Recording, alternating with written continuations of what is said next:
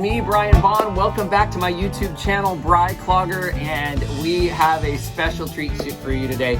As you know, I've been trying to kind of document some of the people that I think are great influencers in the American folk art of clogging. We did Bonnie and Brian Steele, Tandy Barrett, who was awesome, Simone Nichols.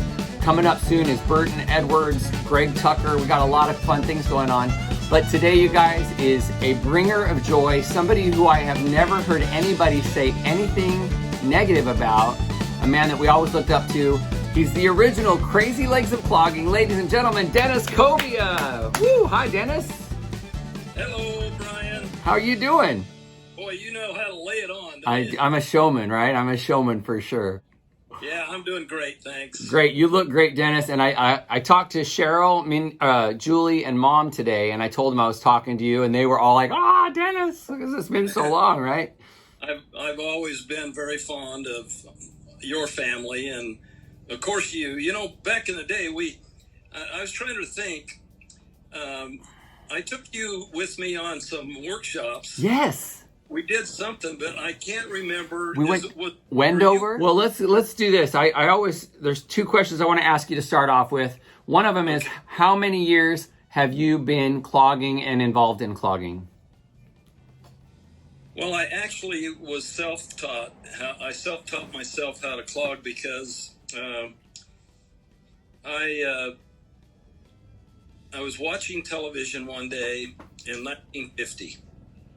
I was only 6-7 years old, and I saw Queen Elizabeth on television, and the Saco Mountain Cloggers were invited to entertain for her. Wow.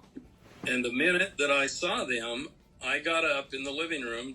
Nobody else was around, and I watched them intently, and I just started picking up their steps. I started doing what they were doing.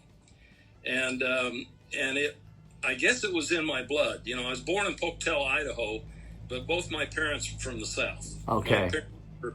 My dad was from South Carolina, and my mom from Kentucky.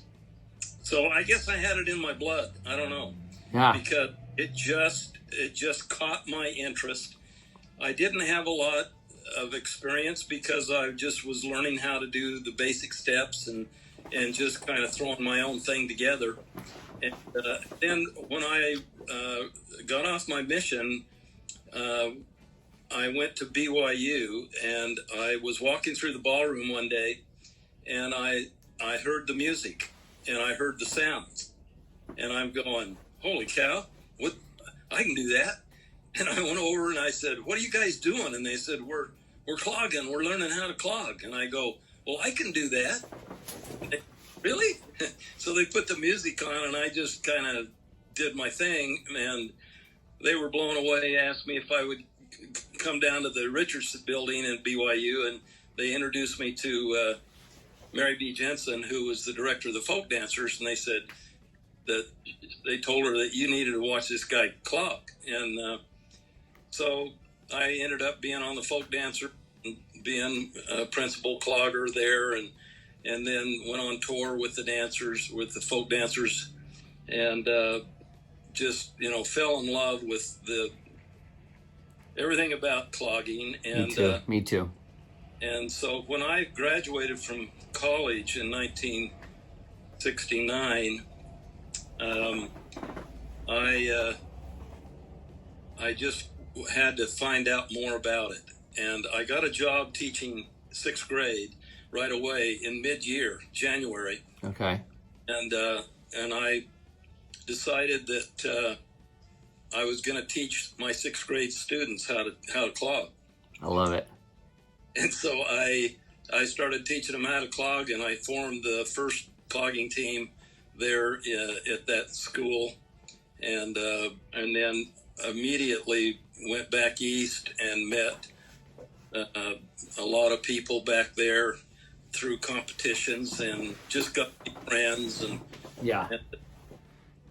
and then that was how I very first got involved in 970. Wow, BYU, so many people have, even Tandy, like BYU's had a great, I need to get in touch with some BYU people and talk to them, because they've had a great impact on clogging nationwide, I think. And I think I hadn't really thought about that so much. That's really cool. Well, they did. And then, I started a bunch of stuff there in Provo, and of course it led to a lot of exposure over the years. And I think you have a question for me about that later. Yeah, we'll come to that in just a little bit. So I guess if you do the math, if you started when you saw those cloggers in about 1950, so that means you got like 70 years of clogging under your belt. That's incredible. That's incredible. So I mean, the whole reason I'm trying to do this is because there's just not a lot of recorded history of clogging. Nowadays there's more because of social media, but when you were young and BYU was doing their thing and Bill Nichols was doing his, there wasn't a lot of recorded history. So I think it's important that we see what's going on with it, right? Yep. So when you started clogging, I feel like clogging originally, and Brian Steele said it best, it was an undeveloped art form. People were self-teaching in communities with their families, at social dances in the town, right? It wasn't like a highly technical form. But in the 80s, it started to change. It started to become to become more technical, become more written down and documented. But there was still a big division, East and West. What was your role in kind of bringing East and West together, as you see it? Yeah, quite a bit. I actually did my thesis on clogging. Okay. And got my master's degree in recreation and youth management from BYU. And it was the greatest thing because I decided to do a thesis, and I decided to do it on clogging because nobody had done it. Right. And so all of my professors, it was so cool because when I went in to do my orals with the committee, they all just looked at me like, hey, dude, you're the only one that knows anything about this stuff. What are we going to ask you? And so it was the best orals in the whole world because I could have told them a yarn. They'd have believed every word of it. I would love to. Do you still have your thesis? Oh, yeah. It's I just recently had it downloaded onto my computer. Simone got all excited and wanted a copy. I sent her a copy of it. I'd love to read it just for me, for knowledge. If you want to send it to me, that'd be awesome. I just ask a lot of questions in that thesis about how cloggers felt at that time about our dance form, and I had to do a history of a deep, in-depth history of how it formed and what it was entailed. Yeah. And of course all that is there, but my main question was, there were so many factions because I had gone out. I immediately in 1970 and 71 I went back east. Mm-hmm. And I walked into Gatlinburg, Tennessee, and Dennis Abe, who a lot of cloggers will know, was having a competition there. And I walked in kind of unbeknownst how everybody was dressed and how they act in the South. I had on a really cool looking suit and cowboy boots. I love it. And a hat. and I walked in there, every person looked at me like, who is and it was a hoot. I got to know Dennis Abe immediately, and I could see that his organization skills were really bad. And this competition that he was having was just fascinating. There were teams there that were just amazing little dancers. I love it. And I just looked at them, and I was blown away. And I started asking questions and talking to him and saying, well, what are you doing? How's it work? What's going on? He knew then that I had a lot of skills at being able to organize things and do things. Cool. He asked immediately, would you, and I have a young man that's your age that's also here, would you be judges and judge the competition? I guess he didn't have anybody that had background. And so I said, well, sure. So he gave us a hotel room, and the two of us stayed up really late organizing the entire competition. Right then, like it was the next day? Yeah. Oh my gosh. And we organized it so well that he had it over a Friday, Saturday, Sunday. We were done Saturday because we organized it so well. Wow. And he was just blown away. And he said, okay, I want you to help me on things and do stuff. So at the time I didn't know that Dennis Abbott was, the South and people in the South that were very opinionated. And his clogging competitions actually caused a lot of strife and problems, and just because of attitudes. Yeah, it happens. It happens. Because these people lived and grew up in the hollows of the Appalachians. Yeah. And they didn't want things changed. They didn't want people coming in and doing stuff. Right. And he kind of ruffled feathers and stuff. I didn't know that. I was just being me and helping. And then eventually, as I got to know instructors and other people, and also at that competition, I picked up on the fact that these mothers and fathers of these dancers, they don't like it if you don't pick their kids. Yeah, I've had that a couple times as a judge. And so I remember one year we were being really, really firm, and the guy came up afterwards and he says, "I got my shotgun out in the back seat of the car. I'm going out and getting it." And that's how you met Brian Steele. No, I'm kidding. Yeah. So anyway, it was pretty funny, but there were some great opportunities and great things that happened. But I just started to get to know people, and as that happened, and then I started teaching people in the West, in Utah and Idaho, and anybody that wanted to learn, and it just started growing and being quite a wonderful experience, because I was all about teaching children. I was all about teaching them anything that would make them happy.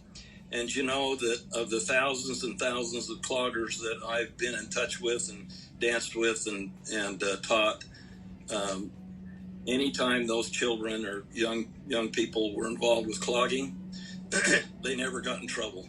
Yeah. It was only when they left and they didn't have that good influence, that positive influence of it. Yeah. Yeah. Clogging, I feel like, is a wholesome art form at its soul. Like it's like so the heart of Americana. And like I said, originally it really was just families and friends dancing together, connecting, having a good time. But in the early 1900s, late 1800s, when people were first developing it, there wasn't a lot else for them to do. They worked so hard all day, and then they could come and have a good time and have some fun together and connect that way. Yeah. And it just carried on. Yeah. It was innate in the dance form.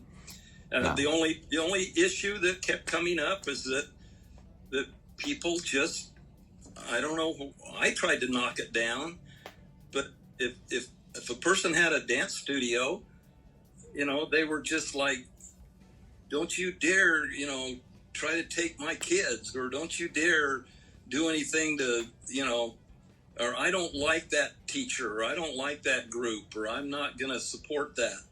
They would come in and try to steal students, or, and I ended up in a lawsuit over that, and it still is in our clogging community even today.